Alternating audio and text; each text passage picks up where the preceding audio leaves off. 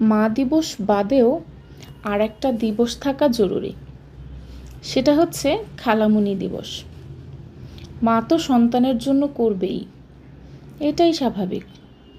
আবার মায়ের সাথে সাথে নানিরাও যত্ন করে নাতি নাতনির। কিন্তু মা নানির পাশাপাশি খালামণিও কিভাবে কিভাবে যেন মা হয়ে যায়।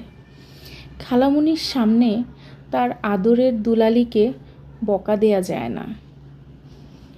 মা শাসন করতে গেলে দৌড়ে আসে ভাগনা ভাগ্নিকে বাঁচানোর জন্য। খালামণির জমানো টাকা থেকে ভাগনা ভাগ্নিকে সালামি দেয়া, গিফট দেয়া, তাদের আবদারে মজার মজার খাবার খাওয়ানো, আরও কত আবদার শুরু হয়। খালামণি শুধু দুধটাই খাওয়াতে পারে না, তাহলে হয়তো রেখেই দিত নিজের কাছে।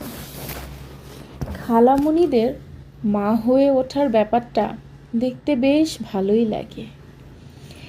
একটা সময় হয়তো নিজের সন্তান হয়, কিন্তু বোনের বাচ্চার জন্য নিঃস্বার্থ ভালোবাসা হয়তো খালামণিদের কাছে সঞ্চিত থাকে।